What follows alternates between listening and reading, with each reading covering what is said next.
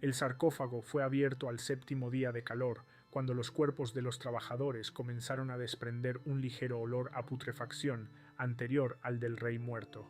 Las losas de piedra, cubiertas de polvo ceniciento y hollín de las velas de la iglesia, cedieron lentamente, pero cuando levantaron la tapa nadie gritó, simplemente se quedaron paralizados.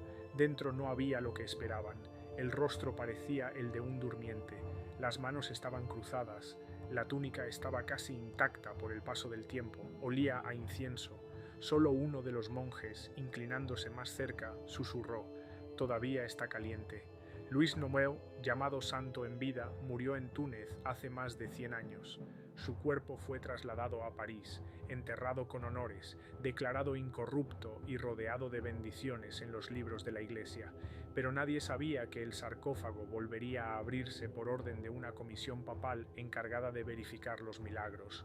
El motivo fue una denuncia presentada por un monje copista que afirmaba que por las noches se oían golpes procedentes de la tumba. Las primeras dudas sobre la incorrupción surgieron 3 meses antes de la apertura. En el monasterio de Saint-Denis comenzaron a quejarse de un olor sofocante que provenía de la capilla inferior. Al principio lo atribuyeron a la putrefacción de trapos viejos o a un mal funcionamiento de la ventilación del cementerio, pero el olor se intensificó y, cuando uno de los guardianes dejó caer accidentalmente la llave del sarcófago, notó que el granito estaba ligeramente caliente. Al levantar la mano, afirmó que había sentido un latido. 3 días después, enfermó. La temperatura subió a 40 grados, la piel se cubrió de manchas negras y le salió espuma por la boca. Murió al tercer día. Los médicos locales sugirieron una enfermedad de la sangre. Sin embargo, los monjes de guardia insistieron en una intervención divina. Uno de ellos, el hermano Godofredo, escribió en su diario: «Oímos una voz, como si fuera en el agua». Susurra salmos en latín, pero las palabras están distorsionadas, como si fueran pronunciadas a través de la mucosidad. Su anotación fue presentada al obispo de París, quien, a su vez, informó a Roma. La comisión llegó en mayo. De las 8 personas, 3 eran sacerdotes y una era un cirujano expulsado de la práctica por dedicarse a la astrología. Se le encargó incum, un examen sin autopsia. Al cuarto día declaró que no podía trabajar hasta que se retirara el cuerpo. El informe dice: «La temperatura en la cámara está aumentando, las velas se apagan, el aire da náuseas. Probablemente la descomposición sigue su curso». Informes internos indican que el ataúd fue abierto de manera no oficial una semana antes de la ceremonia pública. Al levantar la tapa por primera vez, se descubrió que el rostro de Ludovico estaba cubierto por una fina película mucosa, como la de un cordero recién nacido. Uno de los asistentes se desmayó.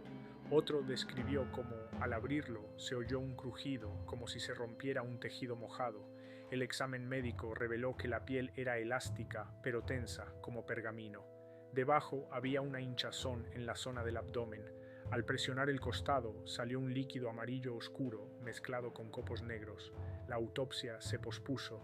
Durante la noche, uno de los monjes que guardaba el sarcófago fue encontrado muerto, con el rostro magullado, como si se hubiera arañado él mismo. Se supuso que había sufrido un ataque. La ropa funeraria de Luis estaba húmeda. El informe indica: las capas internas del tejido están impregnadas de un líquido turbio que huele a vinagre y carne. Tras un examen detallado, se descubrió que entre las costillas del rey no había huesos, sino rollos enrollados en forma de tubo.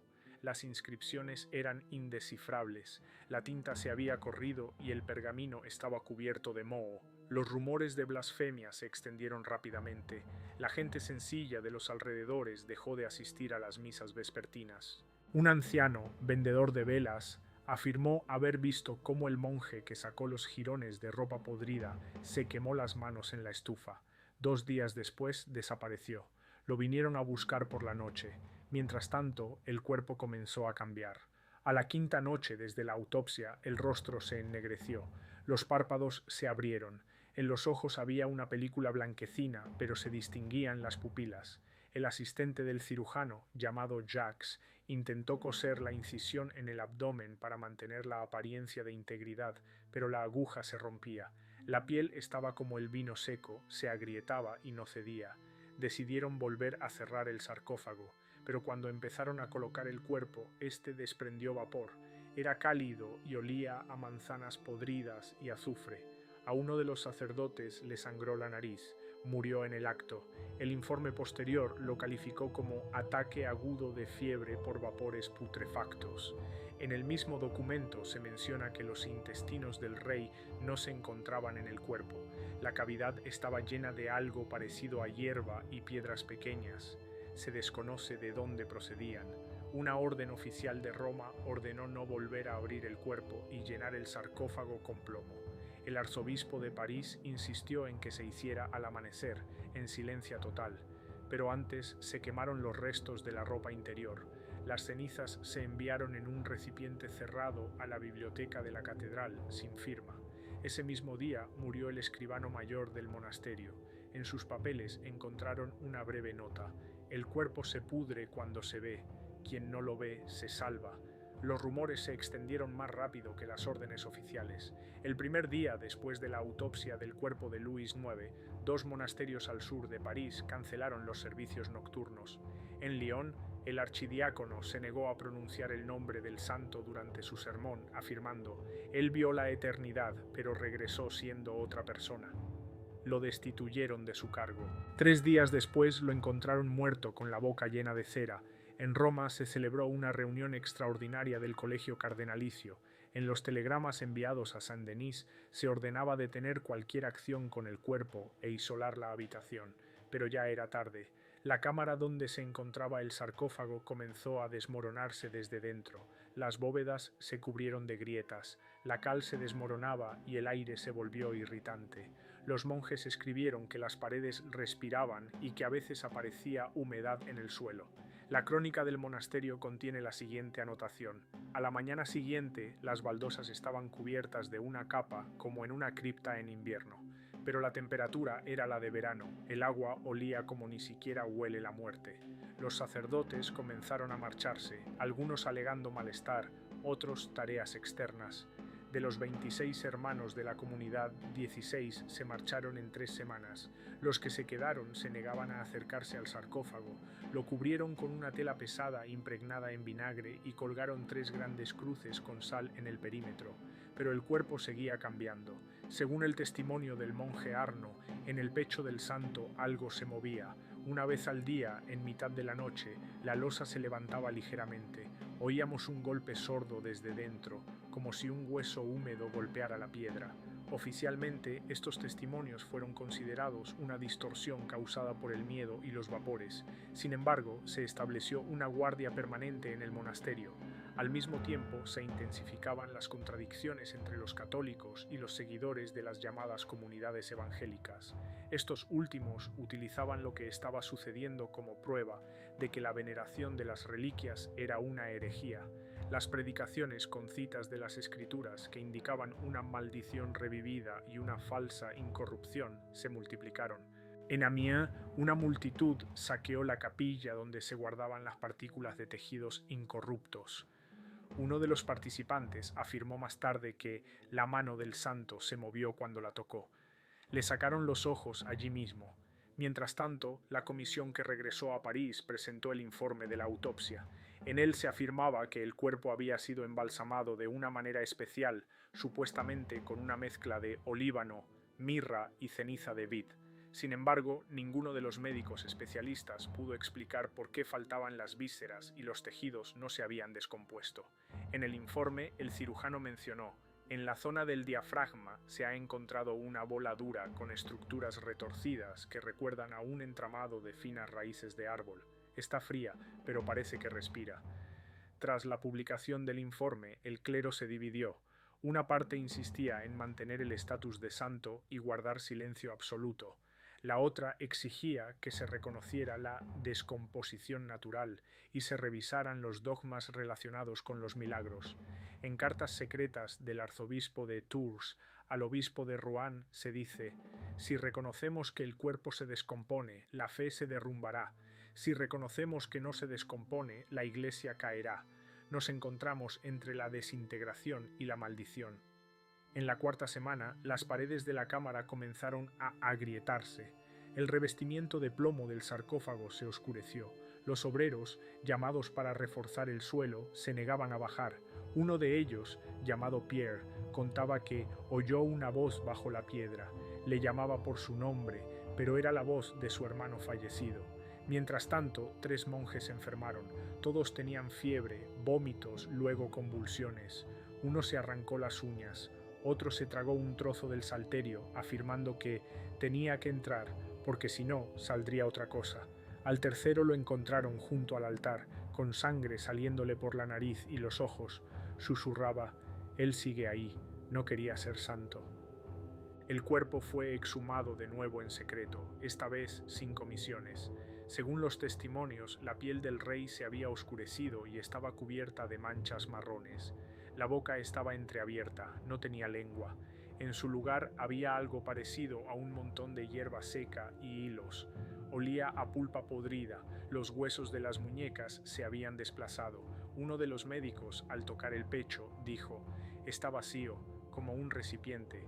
Fue el último examen. El arzobispo ordenó llenar el sarcófago con cera y cerrarlo con 8 llaves.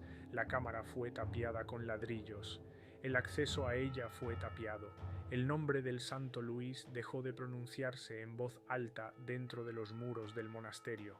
Tras el sellado definitivo de la cámara, el monasterio de Saint-Denis se encontró en el centro de una creciente tormenta política y espiritual. El arzobispo de París insistió en el silencio total. El nuncio papal regresó a Roma sin dejar ningún documento firmado, y dentro de los muros del monasterio sucedían cosas que nadie quería explicar, solo ocultar. En las 2 primeras semanas tras el emparedamiento del sarcófago desaparecieron 3 personas: el escribano mayor, el aprendiz de boticario y el vigilante nocturno. En los informes oficiales, su partida se describe como traslado a otra orden. Sin embargo, según el testimonio del sacerdote Jean Dufleury, sus pertenencias permanecieron intactas y las puertas de las celdas estaban cerradas por dentro. Al mismo tiempo, comenzó una campaña para destruir los registros relacionados con la apertura. El archivero del monasterio, el hermano Etienne, recibió la orden de entregar todos los originales a la Cancillería del arzobispo. Varios registros se quemaron en un desgraciado incendio en la sala de copias. El resto desaparecieron. Fueron sustituidos por falsificaciones, reescribidos y limpios de descripciones de putrefacción, vapor y secreciones cadavéricas. Las nuevas versiones solo hablaban de desgaste natural de los tejidos y ausencia de signos de descomposición interna. Al mismo tiempo, llegó de París una orden secreta de destruir las cartas del monje Arnaud y el diario del cirujano. Ambos documentos fueron considerados peligrosos para la paz espiritual de los fieles. Sin embargo, según un aprendiz llamado Logan, el manuscrito del cirujano pudo ser parcialmente transcrito. En él se conservó una descripción: «Cuando acerqué mi oído al pecho del rey muerto, oí un golpe. No era el latido del corazón, más bien parecía como si alguien estuviera golpeando un tronco hueco». En el contexto de estos acontecimientos comenzó a agitarse la corte real. La joven nobleza, vinculada a los círculos reformistas, aprovechó la situación para acusar al clero de idolatría y ocultación de herejías. En la Cámara de Consejeros se debatió la cuestión de la reforma del culto a las reliquias. Uno de los diputados, el vizconde de Sens, pronunció un discurso en el que llamó directamente a Luis IX falso santo con alma muerta y podredumbre viva. 3 días después fue envenenado y oficialmente murió de calor intestinal. La alta nobleza se dividió en facciones. Unos insistían en el silencio total, entre ellos los descendientes directos de la línea Valois, que veían en el santo un símbolo de la legitimidad del trono. Otros querían aprovechar el escándalo como pretexto para expulsar al clero de las estructuras administrativas. Se celebraron reuniones secretas en Toulouse, Reims y Orleans. Algunas actas se conservaron y mencionan el llamado Pacto de la Cera Negra, un acuerdo secreto para reescribir las crónicas eclesiásticas con el fin de eliminar las referencias a milagros que no hubieran sido confirmados posteriormente. Al mismo tiempo, desaparecieron decenas de reliquias relacionadas con el nombre de Luis IX. Oficialmente fueron enviadas a capillas remotas, en realidad fueron quemadas. Uno de los guardianes, el hermano Mathieu, antes de morir, confesó: Tiramos su cruz al río. Empezó a humear en la hoguera. La destrucción de la memoria se produjo en paralelo a la descomposición física del monasterio. La cámara donde estaba emparedado el sarcófago comenzó a cubrirse de moho. Las paredes se ennegrecieron. El aire del interior se volvió espeso, como el sirope. Los monjes, al pasar, escupían por encima del hombro izquierdo. Se estableció una norma: nadie debía detenerse junto a esa pared. La ventana de la capilla que daba a ella fue tapiada con ladrillos. En ese lugar comenzaron a crecer algas negras. Los rumores populares se intensificaron. Se decía que aquellos que veían el rostro del rey muerto morían en el plazo de un mes. En el cementerio cercano al monasterio aumentó el número de entierros. En los registros del enterrador se menciona una extraña coincidencia: 46 monjes murieron en 46 días. La muerte anda en círculos. Mientras tanto, el arzobispo, cansado de la presión, se marchó a Rouen. Su lugar fue ocupado por un hombre designado por la corona, un favorito del poder secular, cuya primera homilía incluyó un llamamiento: limpiar la fe de supersticiones y cadáveres. A él pertenece un documento en el que se dice: si la carne se pudre, es que no es de Dios. Este texto sirvió de base para el posterior decreto sobre el desarme de los relicarios. Las cartas de los embajadores enviadas desde París a Viena y Praga reflejaban la inquietud. Una de ellas, marcada como informe secreto sobre el cuerpo francés, afirma directamente: la situación de Luis IX ha destruido la confianza en el trono francés. Su muerte no ha muerto, continúa. En la noche del séptimo viernes después de la autopsia, cuando la lluvia disolvía la arcilla de las paredes de Saint-Denis, la cámara donde se guardaba el cuerpo de Luis se derrumbó. Los guardias que vigilaban las inmediaciones afirmaron haber oído un golpe sordo, seguido de un estruendo similar al estallido de un recipiente lleno. Por la mañana, un espeso vapor con olor a podredumbre, incienso y sal húmeda brotó de debajo de las losas. Las paredes se ennegrecieron. Las llamas de las velas del altar más cercano se apagaron por sí solas. El desescombro no comenzó de inmediato, ya que los trabajadores exigían un pago 3 veces superior al habitual. A la hora del almuerzo quedó claro: el sarcófago se había agrietado, el plomo estaba deformado y la tapa se había desplazado. Dentro no había nada. En el fondo yacía una túnica empapada en un líquido negro. En los bordes había trozos de tela en los que se habían cosido fragmentos de finas tiras de piel. Uno de los sacerdotes, que extendió la mano hacia esos fragmentos, comenzó a ahogarse y perdió el conocimiento. Más tarde lo encontraron en su celda. Se había golpeado la frente contra la pared hasta morir. En el lugar había una nota que decía: repetí, él entró en mí 26 veces. El cuerpo había desaparecido. Ni huesos, ni cráneo, ni órganos internos. Solo una extraña marca profunda en la parte inferior del sarcófago, como si algo hubiera estado allí durante mucho tiempo y se hubiera evaporado. El arzobispo ordenó que se sellara completamente la cámara, pero para entonces la noticia ya se había difundido. En Francia comenzó una nueva ola de disturbios. En Poitiers, una multitud irrumpió en un monasterio exigiendo que se abrieran otras tumbas. En Troyes apedrearon al obispo por negarse a explicar por qué había desaparecido el santo. El monasterio de Saint-Denis fue rodeado con una empalizada de madera. Ni un solo monje salió al exterior. Los que se acercaban a las murallas oían golpes desde dentro. Uno de los testigos, un diácono de Beauvais, afirmó: golpean 3 veces, luego silencio, durante la noche vuelven a empezar. En el interior del monasterio se produjo una mortandad masiva. De los 37 hermanos que quedaban, solo sobrevivieron 6. Los cuerpos de los demás fueron enterrados sin rito, en una fosa común fuera del cementerio. La carta del obispo de Rouen, dirigida al rey, incluía las siguientes palabras: vuestro santo se ha convertido en una plaga. Su ataúd era una prisión. La hemos abierto. La Iglesia hizo todo lo posible para detener la desintegración. El nombre de Luis IX fue borrado de las liturgias. La capilla de Saint-Denis fue completamente tapiada. Los escribanos que se ocupaban de los archivos fueron destituidos y enviados a otras diócesis. Las reliquias que se consideraban pertenecientes a Luis fueron quemadas en secreto, en un sótano cerrado de la archidiócesis. Sus cenizas fueron arrojadas al río, pero ya era tarde. Entre el pueblo nació una leyenda. El santo no había muerto, sino que había sido encerrado, y ahora había salido. Sus huesos ya no yacían en la tierra, su carne se fue con quienes la vieron. Comenzaron epidemias espontáneas de psicosis, especialmente entre los peregrinos que visitaron la tumba. Un médico de París escribió en un tratado: todos tienen los mismos síntomas: sudoración, pérdida del sueño, alucinaciones, atracción por la carne podrida. Uno de los pacientes intentó comerse el iconostasio. En el 13º año después de los acontecimientos, se aprobó un decreto eclesiástico que prohibía la canonización sin 3 autopsias independientes. Se añadió la frase: el cuerpo debe descomponerse. Esto fue una consecuencia directa del caso de Louis IX. El poder estatal también sufrió cambios. La dinastía Valois, tras perder su legitimidad moral, comenzó a perder influencia. Varias provincias proclamaron sínodos autónomos. En Marsella se sacaron todas las reliquias de los monasterios.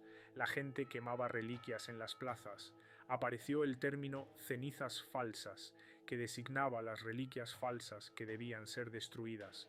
También cambiaron las opiniones sobre la muerte de los monarcas. Los cuerpos de los reyes ahora eran incinerados o desmembrados. El corazón, el cerebro, las vísceras, y todo se enterraba por separado para impedir su retorno. Uno de los cronistas de la corte escribió: la muerte de Luis nos ha enseñado que lo que no se pudre es más peligroso que lo que muere. Así terminó la historia del rey santo, cuyo cuerpo no se pudrió hasta que lo tocaron los vivos. La paz fue perturbada y, con ella, la fe.